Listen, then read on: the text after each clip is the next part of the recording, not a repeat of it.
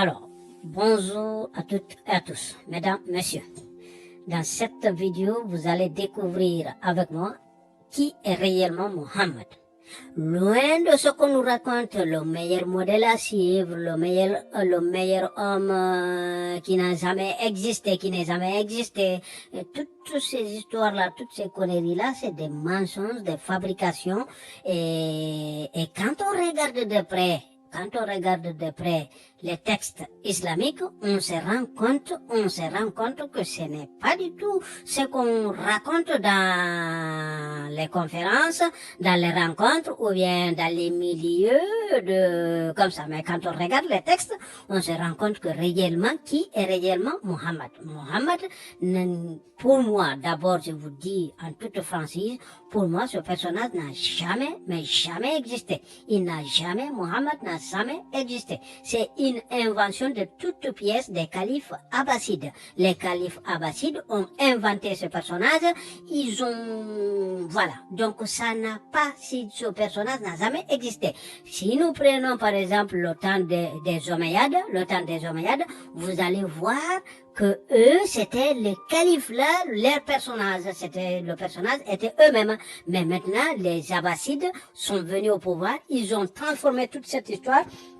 Ils nous ont inventé toute une histoire sur Mohammed et des compagnons de Mohammed, de Aïcha et tout ça.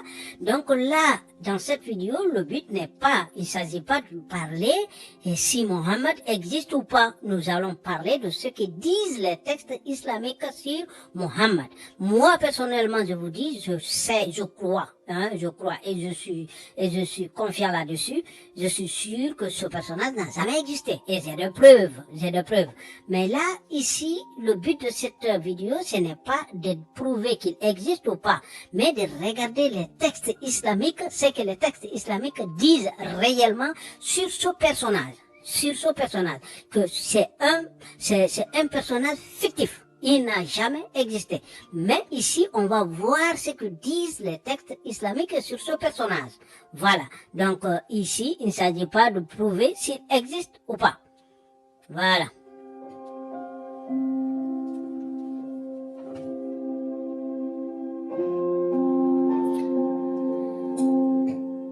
Ok, avant de commencer, mesdames, messieurs, tout d'abord, je ne sais pas si vous le savez peut-être pas, le nom Mohammed est mentionné uniquement 4 fois, seulement 4 fois dans le Coran.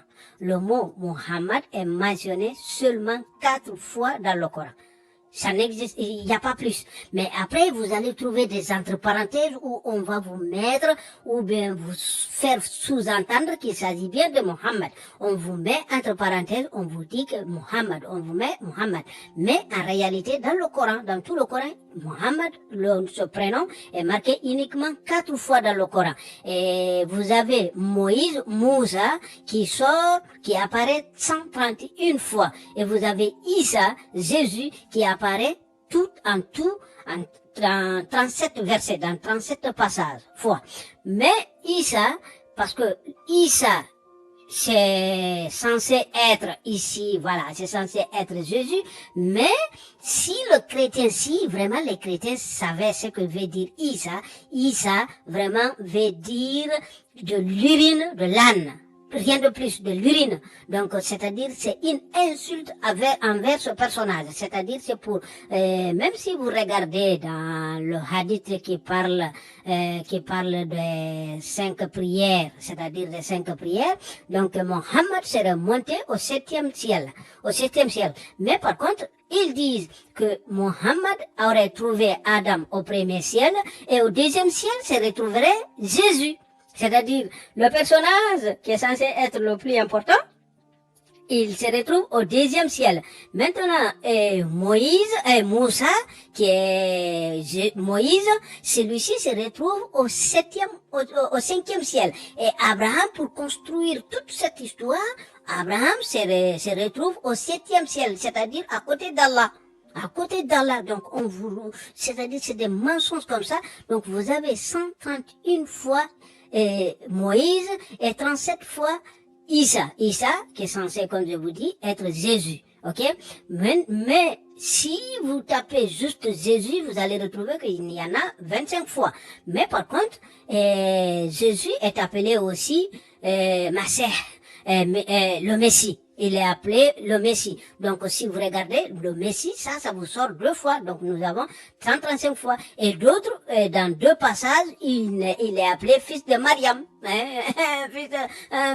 Fils de Mariam. Donc, voilà. Et nous allons faire une autre vidéo où on va parler réellement de Jésus. Parce que, pour moi, Jésus n'est pas mentionné dans le Coran. En réalité, Jésus n'est pas mentionné dans le Coran. Parce que ce Issa là, c'est une fabrication de toutes pièces. Une inversion d'un nom. Mais là, ce n'est pas le sujet. Donc là, je vous dis juste que c'est les lettres que vous voyez. Issa, c'est en arabe, c'est une inversion. On a inversé, mais là, je laisse ça en suspense. Nous allons découvrir ça dans une autre vidéo. Donc, ici, comme vous voyez, on va maintenant parler qui est réellement Mohammed. Mohammed, mesdames, messieurs, découvrez avec moi qui est Mohammed.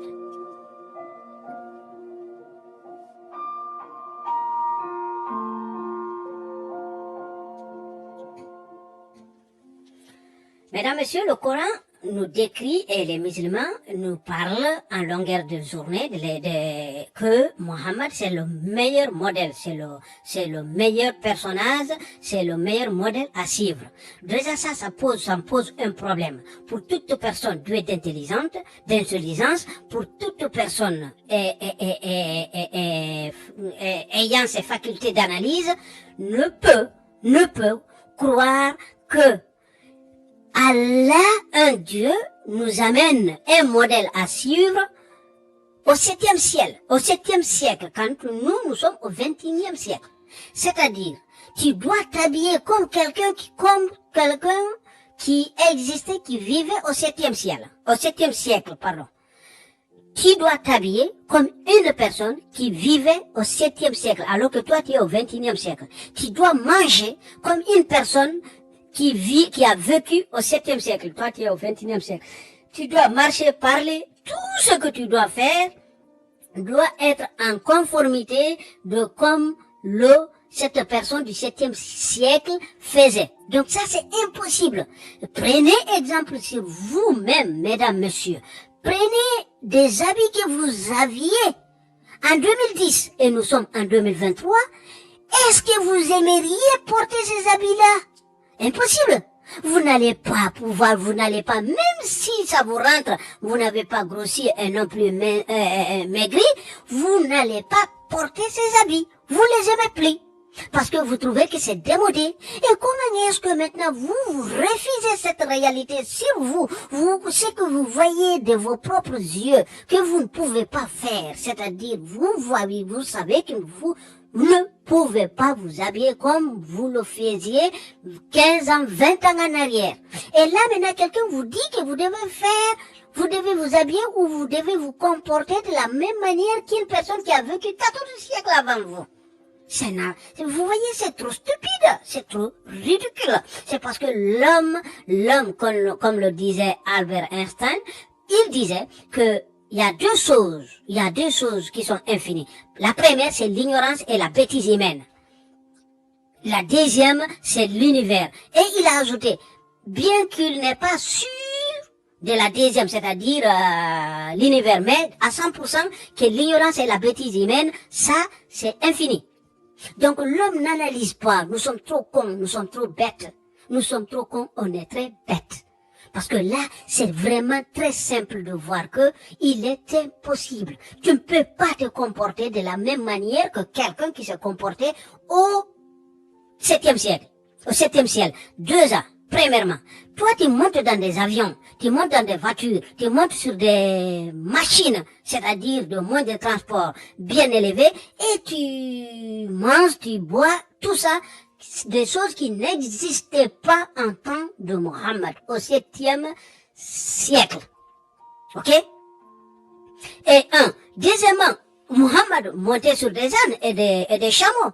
Maintenant, personne ne monte, aucun musulman, même ceux qui sont dans le désert là-bas, ils ne montent pas sur des chameaux ou des ânes. Personne ne monte sur des chameaux ou des ânes. Donc on a abandonné ça, alors qu'on vous a dit de suivre ça jusqu'à la fin des temps. Pourquoi vous ne montez pas sur des chameaux ou des ânes pour vous déplacer? Par exemple, un Marocain qui vit là ou un Algérien qui vit là, il va prendre un chameau et il va partir au dos du chameau d'ici jusqu'en Algérie au Maroc. Ça n'a pas de sens, vous voyez? Donc vous voyez que ça, c'est impossible. Le monde, ça évolue.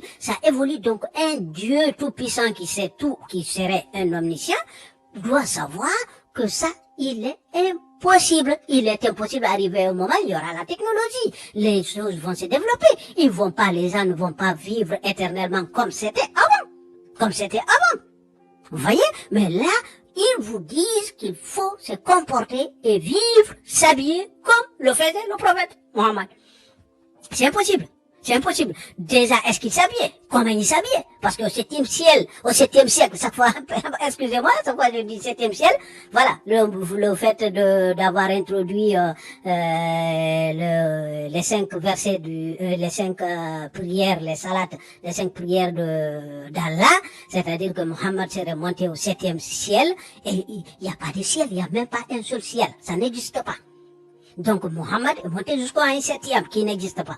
Donc voilà, c'est ce qui m'embrouille là à chaque fois. Voilà, ça me vient. Donc ici, vous allez découvrir avec moi. Donc faire des razzias, de pillage, des actions militaires, des pirates sur sa propre tribu, c'est-à-dire si un chef d'État faisait ces actions-là, par exemple, si un chef d'État de nos jours faisait tout cela. C'est-à-dire, il fait des pillages, des razzias, des actions militaires, des pirates, ou bien des sauvageries sur sa nation, il serait qualifié et considéré comme un grand criminel et conduit à la CPI tout de suite. Comme je vous disais, un chef d'État qui serait là en train de faire toutes ces actions-là, comme le Corée, même le chef d'État, le chef de la Corée, le président ou je ne sais pas quoi, qui il est, de la Corée du Nord, ne fait pas ces actions-là. Mais pourtant, Mohammed a fait toutes ces choses-là à sa propre tribu, contre sa propre tribu, les Banu Quraysh. Vous voyez? Et avec toutes ces actions-là, c'est-à-dire, qu'est-ce qu'il faisait? Il allait monter des barrages et il s'attaquait aux caravanes des commerçants de ses citoyens, les gens de sa tribu, c'est-à-dire sa famille. Il s'attaquait à eux pour leur enlever leurs biens, leurs marchandises, pour s'enrichir. Et au nom de qui? Au nom d'Allah. Et donc, un chef d'État qui faisait cela, il serait considéré comme étant un grand criminel et conduit à la CPI. Et pourtant, Mohammed, on nous dit que c'est Ya Rasulallah, c'est le messager de Dieu, et des milliards de personnes le suivent. Et on tolère tout ça. Tout ça, c'est toléré. On continue.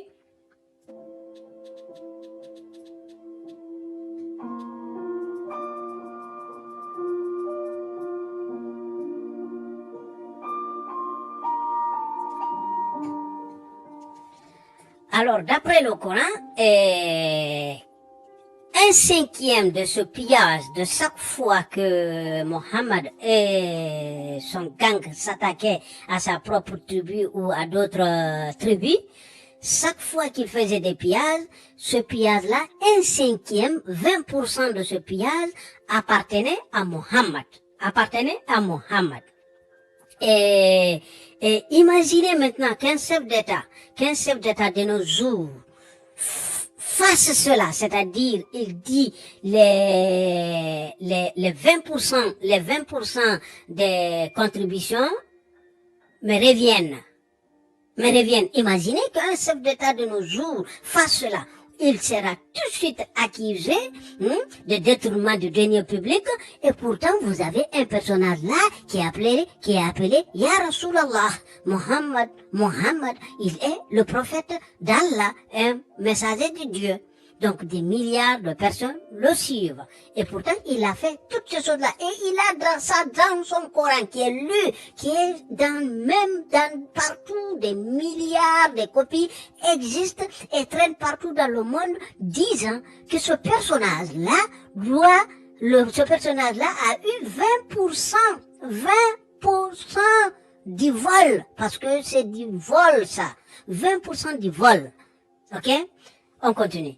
Vous avez Mohammed. À chaque fois qu'il s'attaquait à une tribu, il prenait leurs biens et tuait les hommes, prenait les femmes et les enfants et convertissait les femmes et les enfants comme des captifs et des captifs de guerre. Donc vous avez Mohammed, choisissez les plus belles femmes pour coucher avec elles. Et même le même jour de captivité, vous avez par exemple le cas de Safia, celle-là est devenue après, soi-disant, que sa femme. Et la dot de celle-là, que c'est sa soi-disant libération. Ok? Et pourtant, il est parti s'attaquer à cette tribu. Et le mari de cette femme s'appelait Kinana. Et il voulait de cette femme. C'est juste pour cette raison qu'il est parti s'attaquer à cette tribu. Et il est parti, il a tué le mari de cette femme, il a tué son père, il a tué son oncle, il a tué son frère. C'est-à-dire tous les hommes de sa famille, il les a tués. Au retour maintenant vers Médine, au retour qu'il prenait, c'est-à-dire il y avait 2 jours de trajet, de marche, il a couché avec cette femme. Et vous allez leur demander, ils vont vous dire que elle était d'accord. Quelle est cette femme sur la terre qui va coucher avec un homme qui a assassiné tous les membres de ta famille? Ça n'existe pas. Vous avez Rayhana, et c'est là aussi pareil, c'est la même histoire. Donc imaginez maintenant, de nos jours, un chef d'État faisait cela, c'est-à-dire il choisissait pour lui, si un chef d'État d'aujourd'hui choisit pour lui toutes les belles femmes et s'approprie de toutes les belles femmes pour lui, il serait tout de suite accusé de machisme et conduit aussi et déstabilisé et voire même tué.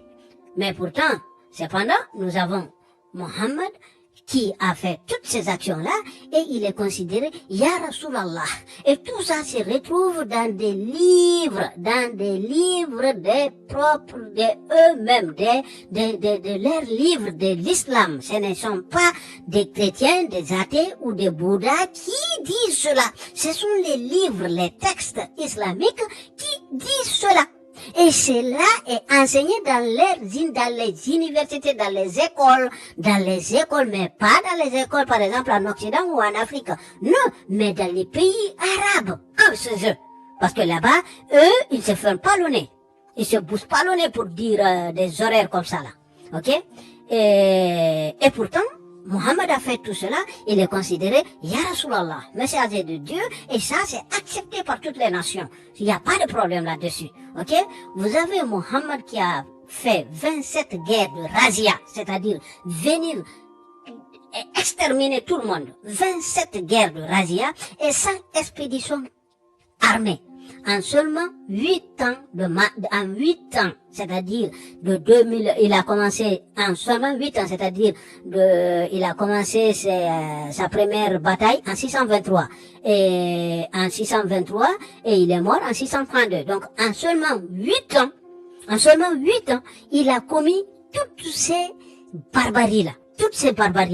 Imaginez maintenant, si un chef d'État de nos jours déclare sans guerre en seulement 8 ans de mandat, 127 guerres, ok? 127 guerres. En seulement 8 ans de mandat, il serait tout de suite accusé d'affamer de sang. Et voilà, pour ne pas que vous dites que moi je dis ici de mensonges, de faux, allez-y voir. Liste d'expédition de Mohammed. Ok? De Mohammed. Donc là, vous avez Ok? Vous pouvez descendre, vous allez là, c'est sur Wikipédia, vous tapez 8 listes des expéditions de Mohammed et vous avez tout ça. Vous avez tout ça. Vous voyez? Vous voyez? Vous voyez? Jusqu'à combien? Jusqu'à 100. Vous avez tout ça. Vous voyez? Jusqu'à 100 en 632. Vous voyez? En 632. Donc, ce personnage-là, il est modèle de quoi? Il est modèle de quoi si en réalité notre société n'accepte pas ces atrocités-là? En réalité, notre société n'accepte pas ces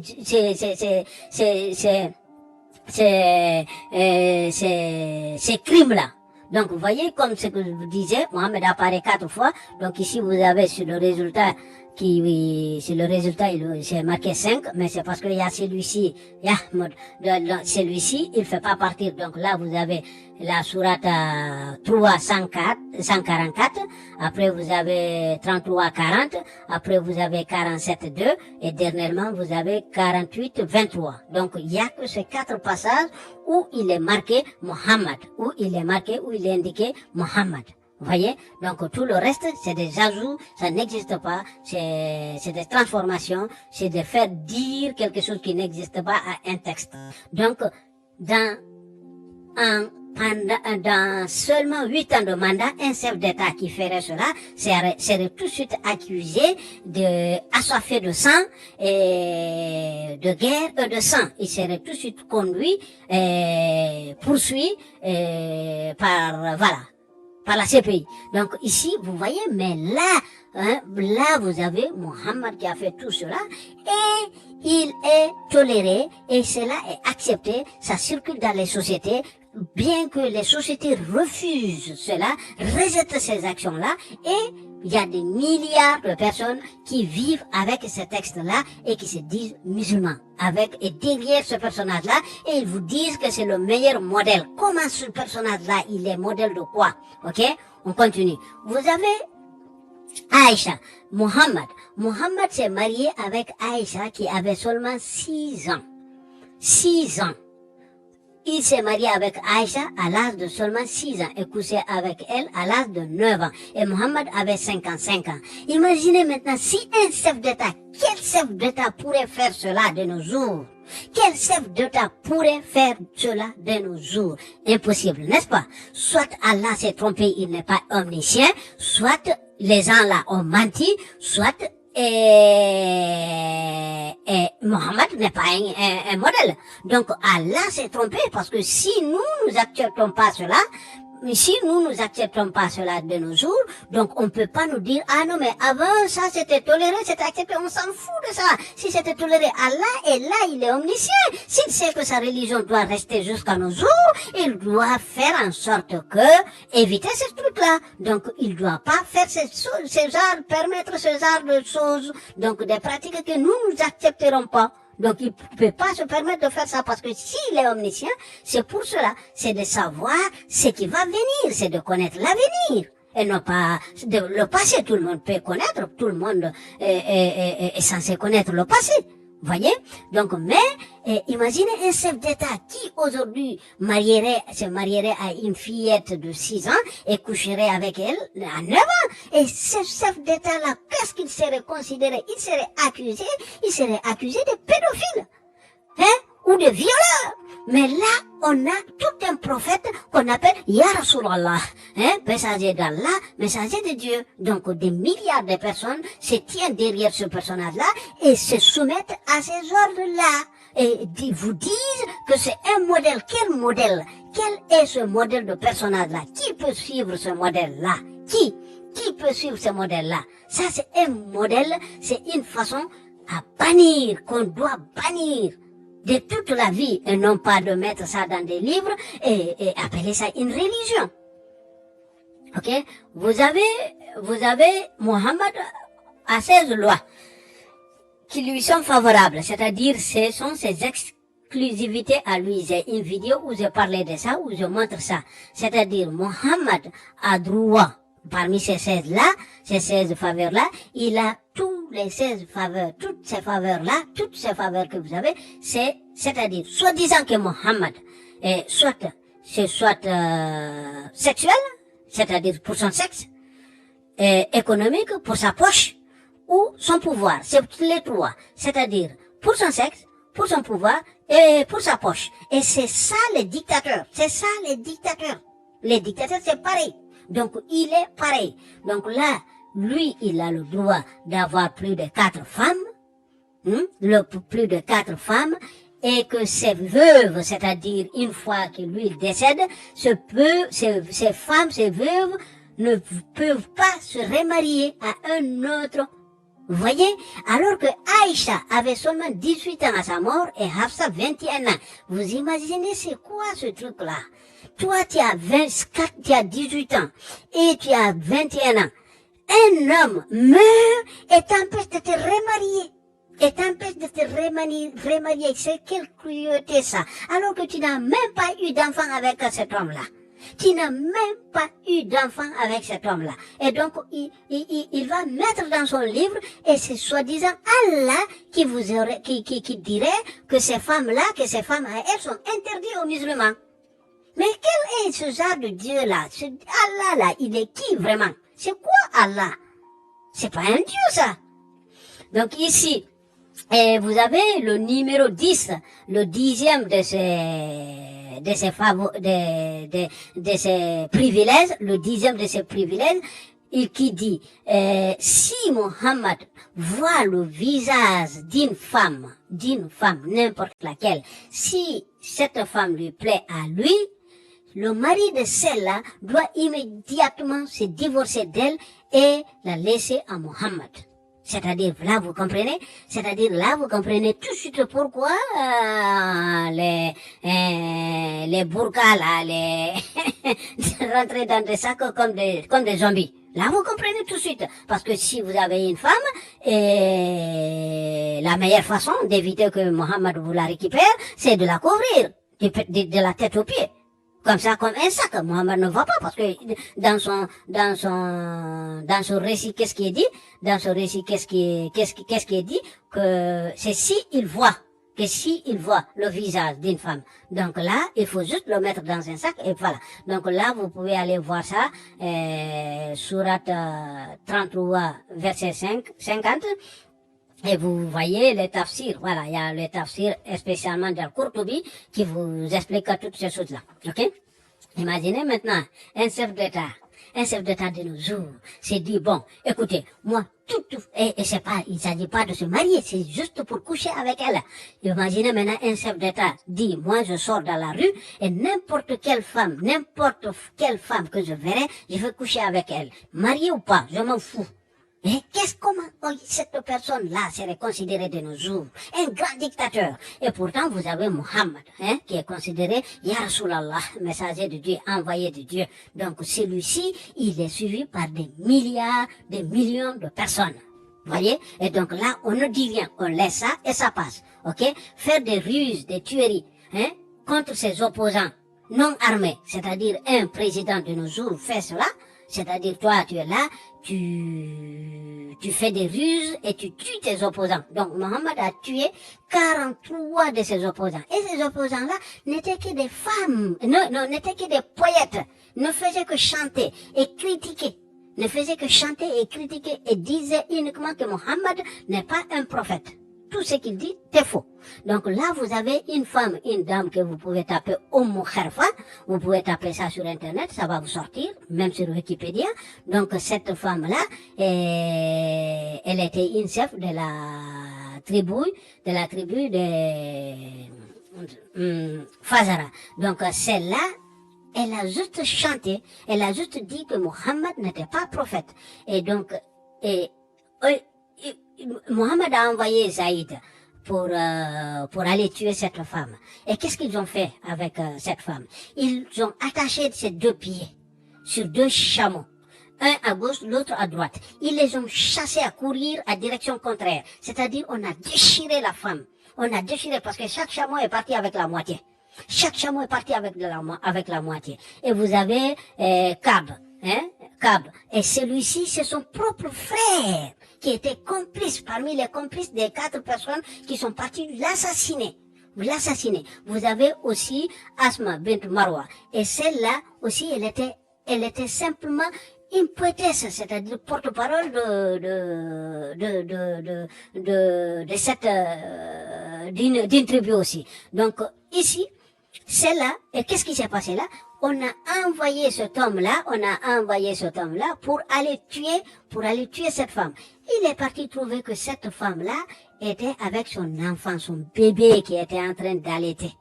Vous voyez, qui était en train d'allaiter. Il a enlevé le bébé du sein de sa maman, il l'a assassiné, égorgé. Vous voyez ce truc d'égorger là, ça vient pas de maintenant.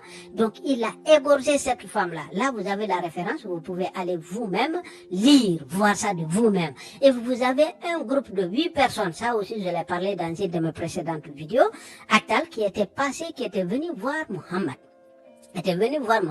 Ils ont dit qu'ils ne croyaient pas qu'il soit prophète. Qu'est-ce qu'ils ont fait? Ils sont venus, ils ont dit qu'ils avaient mal au ventre, alors qu'ils l'avaient pas. Ils ont dit qu'ils ont mal au ventre. Mohammed les a dit de boire de l'urine de chameau.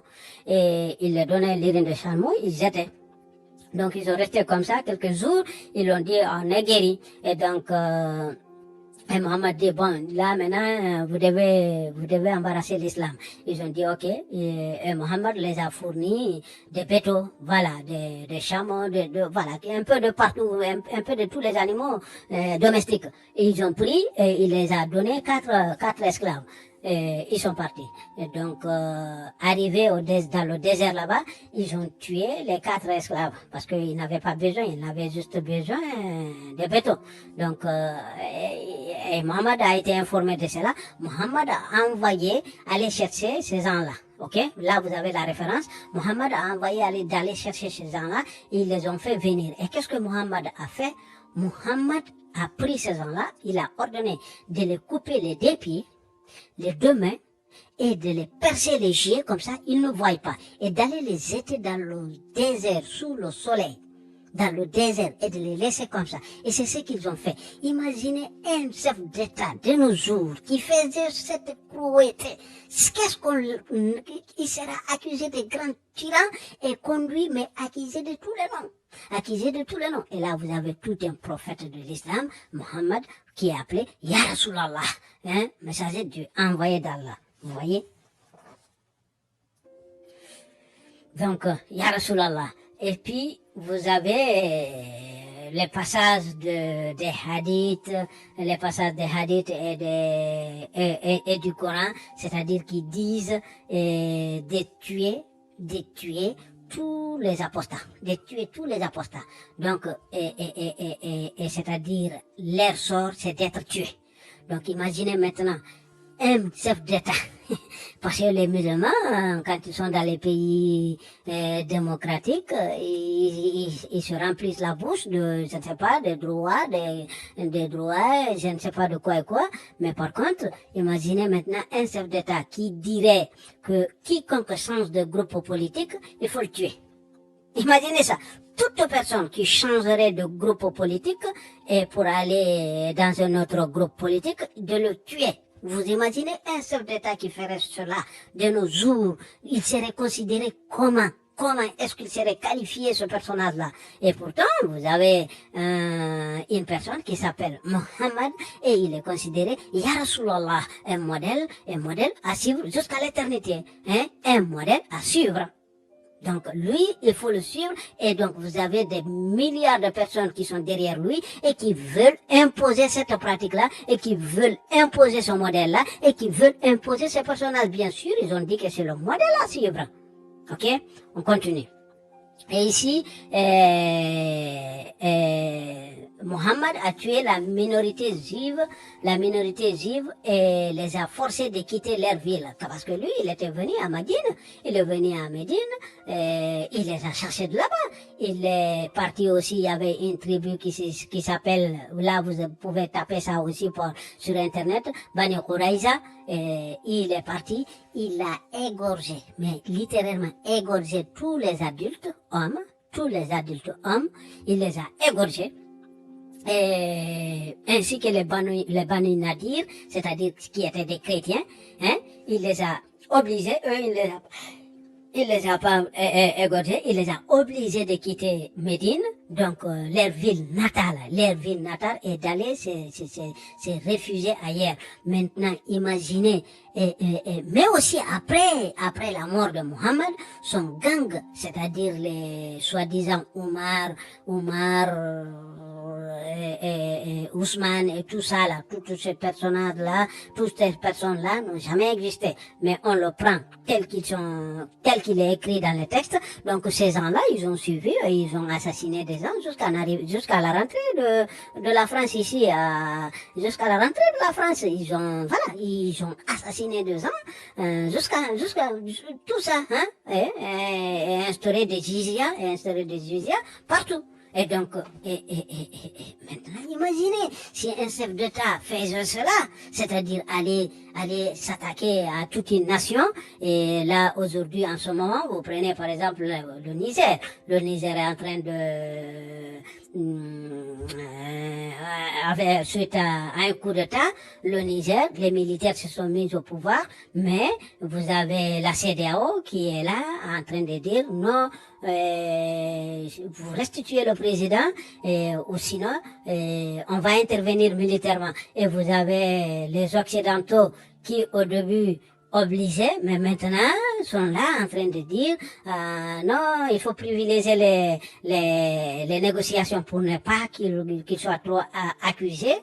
Donc là, vous voyez, c'est-à-dire, ici, un pays, le Niger, et rien que les 1500 militaires français qui se trouvent dans ce pays, peuvent rétablir le président en 2 heures de temps. Dans 2 heures de temps, ils peuvent rétablir le président. Mais ils ne le font pas.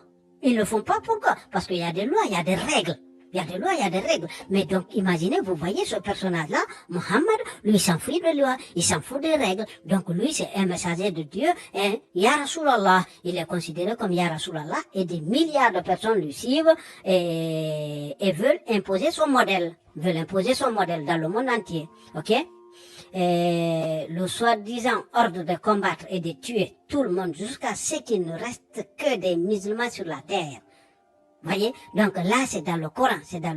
Il dit de combattre et de tuer tout le monde jusqu'à ce qu'il ne reste que des musulmans sur la terre. Imaginez un chef d'État qui ferait cela de nos jours, et qui ordonnerait de tuer tout ce qui n'appartient pas à son parti politique. D'assassiner tout le monde, toute personne n'appartenant pas à son parti politique, de les assassiner. Il serait considéré d'un fou mental. Et pourtant, vous avez le Coran qui est dans nos pays, le Coran qui circule dans nos pays, des milliards de Corans qui circulent dans nos pays et qui disent ça, qui ordonnent cela, qui ordonnent que notre voisin, notre ami, notre collègue nous assassine parce que nous ne sommes pas musulmans. Et on accepte tout ça. Et le modèle, on leur dit, le modèle à suivre, c'est celui de Mohammed, c'est lui qui a fait ça. C'est ça le modèle à suivre. Ya Rasulallah, le messager de Dieu. Donc ici, vous avez un essence, Mohammed, on dit, essence des esclaves noirs. Essence des esclaves noirs. Donc là, je vais arrêter là cette vidéo. On va essayer de la poursuivre on va la finir. Donc là, vous avez Mohammed qui échangeait des esclaves contre des belles femmes. Qui échangeait des esclaves contre des belles femmes. Donc là, vous avez là l'histoire de Dahya al-Kalbi. Donc celui-ci avait. Donc là, vous avez la bataille contre les Bani al-Muttalib. Donc là, vous avez ça ici, les références, vous pouvez aller chercher. Imaginez maintenant si un chef d'État faisait cela de nos jours, il serait considéré et accusé de malade de sexe mental, de malade sexuel, de malade mental, de tous les noms. Mais là, on a un prophète qu'on appelle Ya Rasulallah, Muhammad, Ya Rasulallah, un envoyé de Dieu. Après, vous avez ici le Coran qui vous dit verset 5. Voilà, donc là, je vais arrêter parce que j'ai une visite. Et on va essayer de continuer la vidéo après. Et mes chers, je vous prie de vous abonner et de partager la vidéo, de liker. Et je vous remercie. À la prochaine. Merci.